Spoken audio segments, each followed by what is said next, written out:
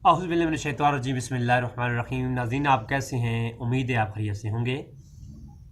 बहुत सारे सवालात किए गए मुझसे, तो मैंने सोचा कि आज एक मुख्तसर सी वीडियो इस बारे में बनाई जाए।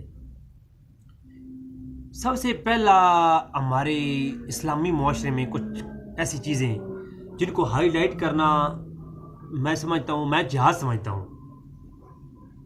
मैं उसे जिहाद जिहाद अकबर समझता हूँ। वो क्यों? बाज़ औक़ात मैं ऐसा, मेरी नेचर ऐसी है ना, मैं अपने हालात, मुआशरे, लोगों से मुतासर नहीं होता। मसलन वीडियोस बना रहा हूँ मैंने सेक्स पर रिकॉर्डिंग करवाई, तो मुझे भाई कई दोस्तों ने कहा कि यार तुम इस पे बोल रहे हो, उलमा तुम पे उंगली कुछ तनकीद उठाएंगे लोग। मैंने कहा लोग उठाएं, I don't interest any people. जो लोग कहें, मुझे इसमें तो कोई नहीं है। मैं अपना अपना मन राजी, और क्या किसी कोई फतवा देगा काजी, तो हमें टेंशन नहीं है। मैं जो बोलता हूँ फिल बदी बोलता हूँ। जो चीज़ मुझे मिली मैं बोलता हूँ। मैं ये नहीं देखता कि लोग क्या कहेंगे, मेरे फ्रेंड्स क्या कहेंगे, मेरे उस्ताद क्या कहेंगे। नो, हक चीज़ जो है उसे बयान करता हूँ। सबसे पहली चीज़, हमारा मुआशरा इस तरह का हो गया है कि अगर कोई न्यूजीलैंड में, ऑस्ट्रेलिया में इस्लाम कबूल करे बंदा, तो वो बंदा हाथे लग जाए हमारे पाकिस्तानियों के, खासकर हिंदुस्तानी पाकिस्तानी उलमा के। दाढ़ी रख भाई, दाढ़ी क्यों नहीं रखी तुमने, दाढ़ी रखो शाबाश। इतना सख्ती दाढ़ियों के मुतालिक। आप देखिए कि मैं हैरान हूँ। मेरी एक अलामा साहब से बात हुई, यूरोप के अंदर उनके, बरतानिया के अंदर उनके बड़े मदारिस हैं और बहुत बड़े अलामा हैं, और मैं बहुत बड़ा फ़ैन हूँ। बड़ी मुश्किल से उनका नंबर निकाला और फिर मैंने बड़ी रिक्वेस्टें की, बड़ी मुश्किल से उनके साथ मेरी बात हो पाई। खैर, बात हमारी जब हुई तो वो मेरे हक हम नाम ही हैं, ज़्यादातर उनकी बात नाम नहीं लेता, फिर मना किया गया है। तो मेरे हम नाम भी हैं, तो मैंने उनको कहा भाई सर आपकी दाढ़ी थोड़ी कम है। तो कहते हैं कि मैं ये भी दाढ़ी ना रखता, लेकिन सिर्फ आपके हिंदुस्तानी और पाकिस्तानी मौलवियों से खौफ डरता हूँ, तब मैंने दाढ़ी इतनी रखी हुई है। तो यूरोप के अंदर दाढ़ी का, मुसलमानों के लिए दाढ़ी रखना मुश्किल है। मिस्र के अंदर कोई भी नहीं रखता।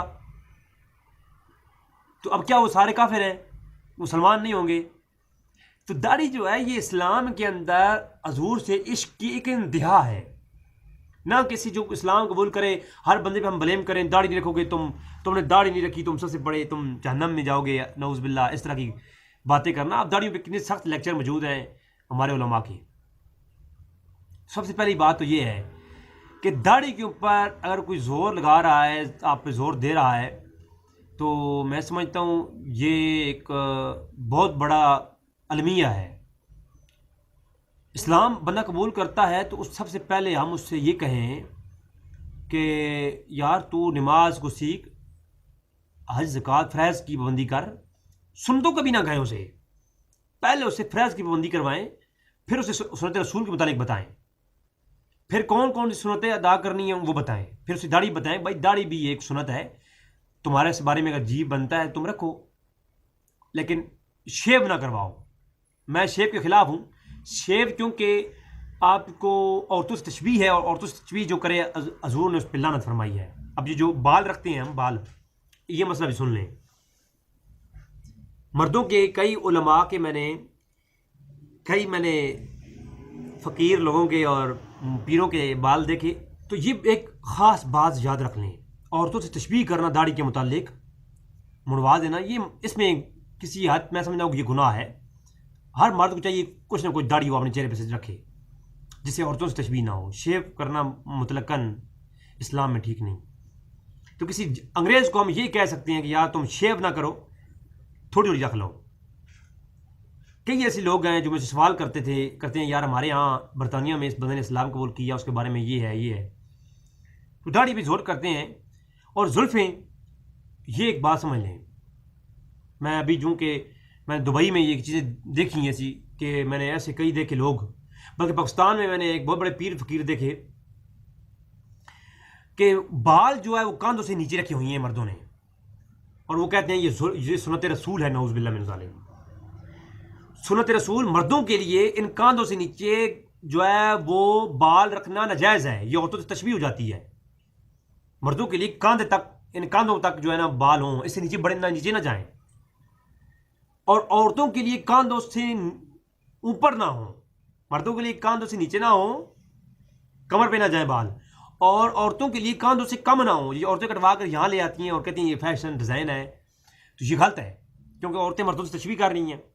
तो मर्द के बाल जो जुल्फ रखते हैं वो कांधों से नीचे ना जाएं, और औरतों के जो बाल हैं वो इन कांधों से ऊपर रहें, को नीचे रहें, औरतों के बाल ऊपर ना हों। ये दो चीज़ें। तीसरी चीज़ मौसीकी। मौसीकी जो है, बुखारी मुस्लिम की मैं रवायात के ऊपर एक पूरी गुफ्तगू कर चुका हूँ मौसीकी के हवाले से। और अच्छा गाना गुनगुनाना ये हराम नहीं है, बल्कि दाऊद अलैहिस्सलाम को आप ज़बूर में देखें, अभी जो बाइबल मौजूद है इसके अंदर दाऊद अलैहिस्सलाम का तज़किरा कैसे हुआ है। उनको मौसीकी अदा की गई, अच्छी आवाज़ अदा की गई। और आज भी मिस्री, मेरे साथ मिस्री रहते हैं, काम करते हैं, मैं उनसे बात करता हूँ। जब मैंने कहा यार तुम मिस्र में दो चीज़ें बहुत हैं, एक हुस्न बहुत है और एक आवाज़, जब तुम कुरान पढ़ते हो तो मज़ा आ जाता है। तो मिस्री मुझे कहते हैं दो नबियों की विरासतें हमारे पास हैं, एक यूसुफ अलैहिस्सलाम का हुस्न और एक दाऊद अलैहिस्सलाम की आवाज़। तो ये मौसीकी को मुतलकन आराम करके और मौसीकी जो सुन रहा हो उसके ऊपर फतवे जारी करना और इस तरह की चीज़ें, ये भी गलत है। म्यूज़िक आराम है। मज़ामीर के ऊपर मेरा लेक्चर है, मज़ामीर और कवाली मज़ामीर के साथ इसके पूरा मेरा लेक्चर रिकॉर्ड है। शायद लेक्चर नंबर शुरुआत के 20-25 के दरमियान वाला कोई लेक्चर होगा, मैं नंबरिंग लगा दूंगा। तो मज़ामीर के साथ, मज़ामीर हराम है, लेकिन गुनगुनाना या एक दफ के साथ जो कि देहातों में शादी के मौके पर होता है गाना, ये हराम नहीं है। इस पर एक तवील लोग कहते हैं जी इस्लाम में तो ये है, इस्लाम में ये है। और आप तो, एक बंदा कह रहा था उस दिन कि नुसरत फतेह अली खान को अल्लाह माँ फरमाए वो जहन्नम में कीड़े से खा रहे होंगे। तो मैंने कहा पहले बात है किसी को ऐसे कहना नहीं चाहिए, और दूसरी बात है मैंने कहा नुसरत को तुम जानते क्या हो। कहता है जी हर बात में वो शराब का नाम लेता है, शराब पीने का आदी था। मैंने कहा इकबाल ने हर शेर में शराब का जिक्र किया है, तो तुम क्या कहोगे भाई? वो जो शराब या जिस चीज़ के बारे में वो तज़किरा कर रहे होते हैं, वो शराब ये बेवड़े वाली शराब नहीं होती, वो एक शायरी में एक तस्वर कायम किया जाता है, तो वो एक अलग बहस है। बहरहाल गुजारिश चाहिए कि इन चीज़ें जो हैं पैंट शर्ट, अब आप जो है कोई इस्लाम कबूल करेगा इंग्लैंड में तो आप कहेंगे यार ओह तुम तो बहुत जुर्म कर रहे हो, पहले शलवार कमीज़ पहनो। भाई कल्चर और चीज़ है और हुक्मा अहकाम में शरई और है चीज़ें हैं। लिबास कोई जो मर्जी पहने, इस्लाम का इस ना रोकता है ना इससे कोई ताल्लुक है। कोई पैंट शर्ट पहने, हाँ औरत के लिए हुक्म है, मर्द जैसा मर्जी पैंट शर्ट पहने, ये जो मर्जी करे। लिबास मुआशरा है, मुआशरती निज़ाम है, और हुक्म जो है वो इस्लाम ये तो नहीं कहता पैंट शर्ट में नमाज ना पढ़ो। कोई एक लिबास का मुझे हदीस नहीं मिली जिसमें हुज़ूर ने कहा हो कि ये लिबास पहनकर तुम नमाज ना पढ़ो।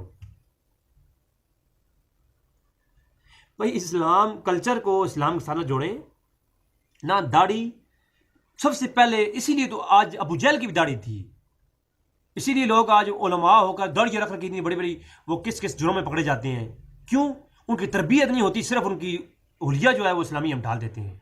पहले तरबियत करें। पहले बड़ी हम नुकसान ये कर रहे हैं कि हम लोगों को दाढ़ी रखने पे और तबलीग करने पे और उन्हें पता नहीं किस किस चीज़ पे हम लगा देते हैं, बड़ी बड़ी जिम्मेदारी सर पे डाल देते हैं। हम उसे ये नहीं कहते कि बेटा पहले अपनी तरबियत करो, अपने आप को दाढ़ी ना रखो बेशक, पहले अपने आप को इस काबिल बनाओ कि जब दाढ़ी तुम चेहरे पे रखो ना, फिर दाढ़ी रख के जो अमाल करोगे वो दाढ़ी वालों के लिए एक खूबसूरत तरीन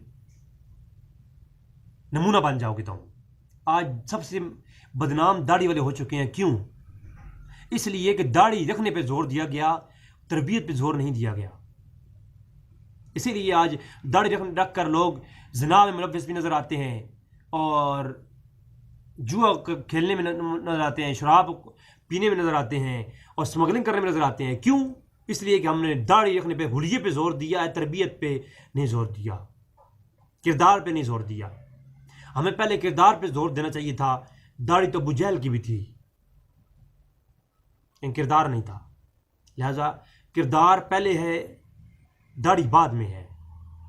आप कोई कहेंगे जी दाढ़ी पे तुम बात कर रहे हो, मैं दाढ़ी रखने का कायल भी हूँ, मैं मना नहीं करता, मैं दाढ़ी को ना रखने पर मना नहीं करता, लेकिन मैं ये कहता हूँ लान तान ना करें दाढ़ी ना रखने वालों पर, बल्कि ये करें उनकी तरबियत करें।